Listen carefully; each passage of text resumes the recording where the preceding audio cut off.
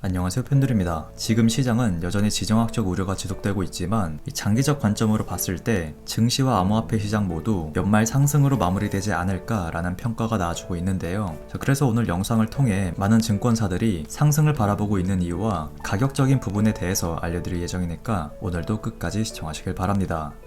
먼저 지금 시장에 악재로 작용되고 있는 소식부터 말씀을 드리면 계속해서 러시아와 우크라이나에 지정학적 우려가 지속되고 있고 미국 정부는 러시아의 공격이 임박했다고 경고하고 있는 상황인데요. 이에 따라 우크라이나 정부는 국가 비상사태를 선포했고 민간인들의 총기 소지를 허용하는 등 전면전 대비에 돌입한 것을 확인할 수 있었습니다.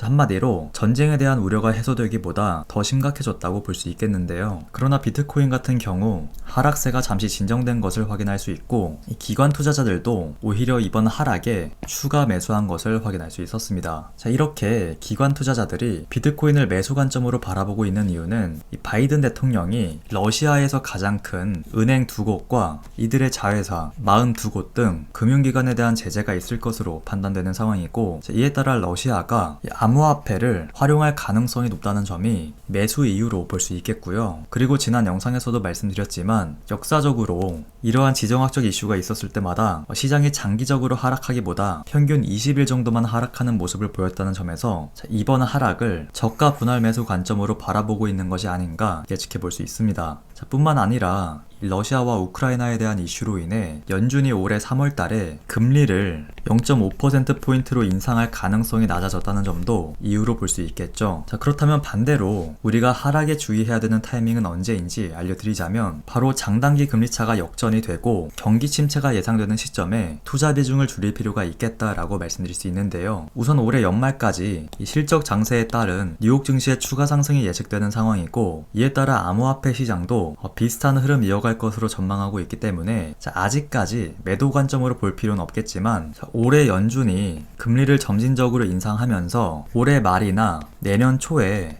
장단기 금리차가 역전될 것으로 예상이 되고, 그 이후 내년 상반기쯤 경기 침체로 인한 증시 하락이 예상된다는 점에서 암호화폐 투자자분들도 경기 침체 그리고 뉴욕 증시의 하락이 우려되는 시점에 장기 투자 비중을 줄이고 단기 투자 비중을 늘리는 게 좋겠다라고 말씀드릴 수 있습니다.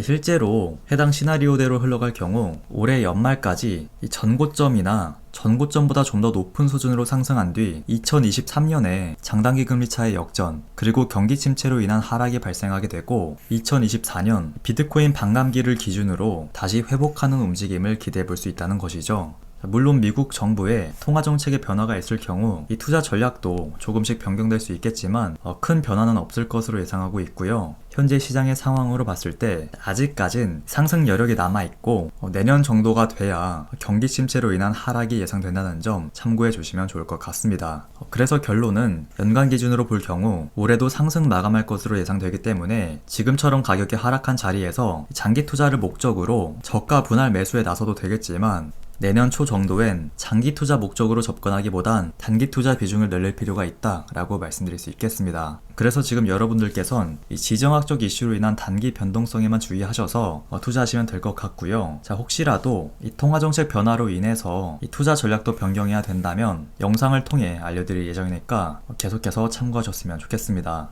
그리고 투자 전략 같은 경우 바로 전 영상에서 알려드린 것 외에 추가적인 내용은 없기 때문에 오늘은 여기서 마무리하도록 하겠고요. 다음 영상에서도 좋은 정보로 찾아뵙도록 하겠습니다. 지금까지 팬들이었습니다.